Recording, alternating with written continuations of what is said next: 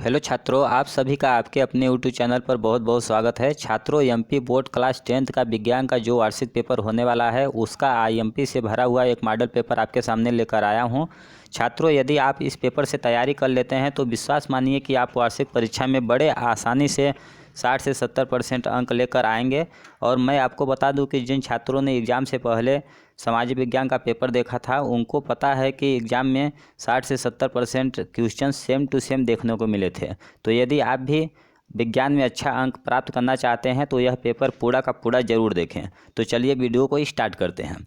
इससे पहले छात्रों, यदि आप चैनल पर पहली बार हैं तो चैनल को सब्सक्राइब जरूर कर लें, क्योंकि इस तरह का वीडियो हम हमेशा अपलोड करते रहते हैं। और साथ ही साथ अपने सभी दोस्तों को भी ज़्यादा से ज़्यादा शेयर करें, जिससे उनको भी इस पेपर का बेनिफिट मिल सके। तो चलिए वीडियो को बिना देरी किए हुए वीडियो स्टार्ट करते हैं। देखिए, ये विज्ञान का पेपर है और यहाँ पे देखिए निर्देश दिए गए हैं कुछ। इन निर्देशों को आपको एग्ज़ाम में अच्छी तरह से रीड कर लेना है, पढ़ लेना है। ठीक, कौन से प्रश्न के लिए कितना अंक निर्धारित किया गया है यहाँ पर दिया गया है। अब चलिए हम जल्दी हम लोग क्वेश्चंस देख लेते हैं क्या क्या हैं। देखिए, पहला दिया गया है सही विकल्प चुनकर लिखिए। फर्स्ट नंबर है कोई विलयन लाल लिटमस को नीला कर देता है, इसका पीएच संभवतः होगा। तो इसका पीएच मान क्या होगा? 10 होगा, आपको याद रखना है। अगला देखिए क्या दिया गया है, यहाँ पर हमने टिक भी लगा दिया है, तो जल्दी आपको दिखा देते हैं हम। अगला दिया गया है सेकंड नंबर, मनुष्य में वृक्क एक तंत्र का भाग है, वह है। तो वह क्या कहलाता है? उत्सर्जन कहलाता है। तो सी नंबर करेक्ट आंसर हो जाएगा, आपको याद रखना है। इसी तरह से थर्ड नंबर देखिए, मानव नेत्र के जिस भाग पर वस्तु का प्रतिबिंब बनता है वह है। तो वह क्या कहलाता है? दृष्टि पटल। डी नंबर करेक्ट हो जाएगा। चौथा नंबर दिया गया है विद्युत धारा का एसआई मात्रक होता है। तो विद्युत धारा का एसआई मात्रक क्या होता है? एम्पियर। तो डी नंबर करेक्ट हो जाएगा। अगला दिया गया है निम्न में से कौन आहार श्रृंखला का निर्माण करते हैं? तो करेक्ट आंसर क्या हो जाएगा? बी नंबर, घास, बकरी तथा मानव। अगला नंबर है पादप में जाइलम उत्तरदायी है। तो पादप में जाइलम किस लिए उत्तरदायी होता है? जल का वहन करने के लिए। तो ऑप्शन नंबर ए करेक्ट हो जाएगा। अगला नंबर देखिए क्या है, पतले तारों में धातुओं के खींचे जा सकने की क्षमता कहलाती है। तो क्या कहलाती है? तन्यता कहलाती है। Option number A. आठवां नंबर है क्षारों का पीएच मान होता है। तो क्षारों का पीएच मान क्या होता है? 7 से अधिक होता है। तो option number C correct answer हो जाएगा। अम्लों का पीएच मान क्या होता है? 7 से कम होता है। और शुद्ध उदासीन का मान क्या होता है? 7 होता है, आपको याद रखना है। अब इसी तरह से देखिए सेकंड नंबर दिया गया है रिक्त स्थानों को भरिए। पहला नंबर दिया गया है कार्बन के दहन से डॉट डॉट एवं डॉट डॉट गैसें प्राप्त होती हैं। तो कार्बन के दहन से कौन कौन सी गैसें प्राप्त होती हैं? कार्बन मोनोऑक्साइड एवं कार्बन डाइऑक्साइड गैसें प्राप्त होती हैं। यहाँ पर देखिए एरो मार्क लगा के हमने नोट कर दिया है। ठीक, इस साइड में देखिए, तो आपको ध्यान देना है। सेकंड नंबर दिया गया है चुंबकीय क्षेत्र रेखाएं परस्पर प्रतिच्छेद डॉट डॉट हैं। तो प्रतिच्छेद आपस में नहीं करती हैं। यहाँ पे आपको क्या फिल करना है? नहीं करती हैं। थर्ड नंबर है किसी तार का प्रतिरोध उसकी लंबाई के डॉट डॉट होता है।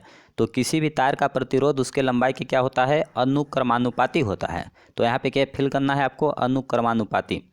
फोर्थ नंबर दिया गया है मादा और गर्भस्थ शिशु के बीच जैविक संबंध स्थापित करने वाला ऊतक डॉट डॉट कहलाता है। तो क्या कहलाता है? प्लेसेंटा। ठीक, पांचवा नंबर है मानव में जीवन पद्धतियों का नियंत्रण एवं नियमन डॉट डॉट के द्वारा होता है। तो किसके द्वारा होता है? तंत्रिका तंत्र एवं अंतःस्रावित तंत्र के द्वारा होता है, आपको याद रखना है। 6 नंबर दिया गया है वह सभी प्रक्रम जो सम्मिलित रूप से अनुरक्षण का कार्य करते हैं डॉट डॉट कहलाते हैं। तो ये क्या कहलाते हैं? जैव प्रकरण कहलाते हैं, जैव प्रक्रम, आपको याद रखना है।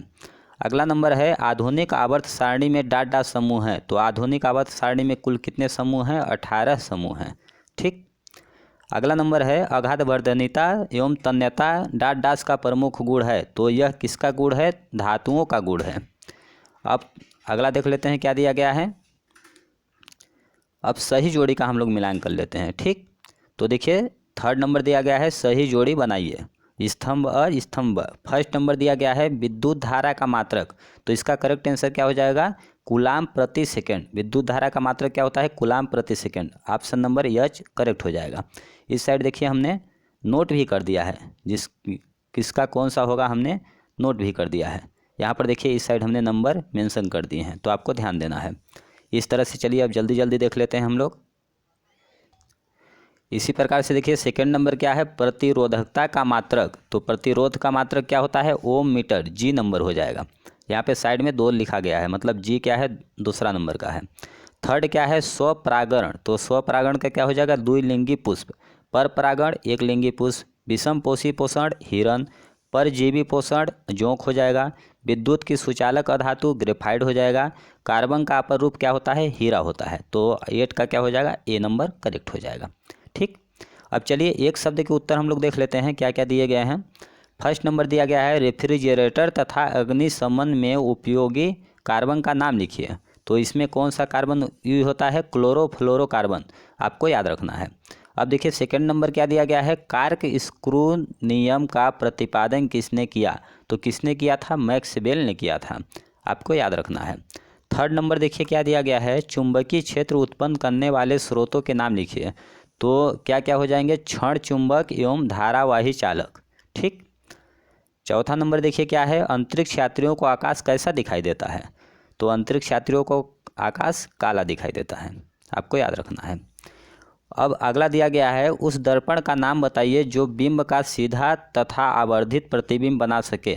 तो इसको क्या बोलते हैं, अवतल दर्पण बोलते हैं। ठीक, सातवां नंबर है, मनुष्य में अंडाणुजनक की क्रिया कहाँ होती है। तो क्या हो जाएगा करेक्ट आंसर, अंडाशय में।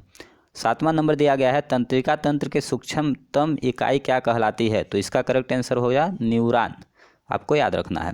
आठवां नंबर देखिए क्या है, प्रथम आवर्त में कितने तत्व हैं। तो प्रथम आवर्त में 2 तत्व हैं, इस तरह से आपको याद रखना है। तो इस तरह से हमने सभी ऑब्जेक्टिव को देख लिया है। अब चलिए देख लेते हैं प्रश्न कौन कौन से हैं। ये देखिए ये सभी प्रश्न बहुत इंपॉर्टेंट हैं, आपको दिखा देते हैं। देखिए पाँचवा नंबर दिया गया है,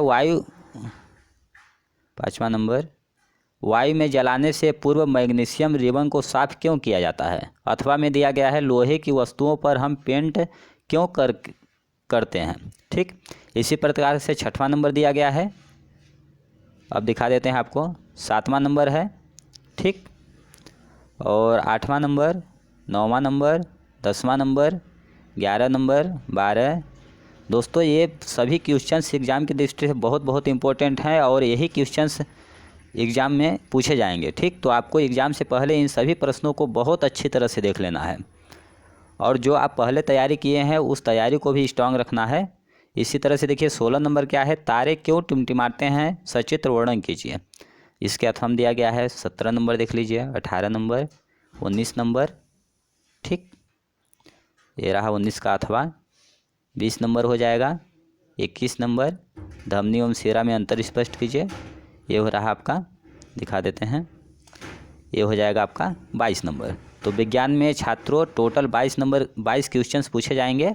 ठीक, जिसका हमने सभी प्रश्नों को देख लिया है। तो छात्रों हम आपको बता देते हैं कि एग्ज़ाम से पहले इन सभी प्रश्नों को आपको बहुत अच्छी तरह से देख के जाना है एग्ज़ाम हॉल में।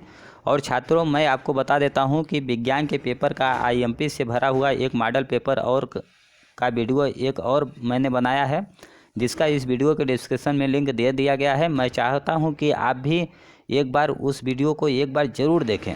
जब दोनों पेपर आप देख लेंगे तो विश्वास मानिए कि आप वार्षिक पेपर परीक्षा में 70 से 80% अंक बड़े आसानी से प्राप्त कर सकते हैं। तो उस वीडियो को एक बार ज़रूर देखें। धन्यवाद दोस्तों, आपको एग्ज़ाम की बहुत बहुत शुभकामनाएं। धन्यवाद, बेस्ट ऑफ लक।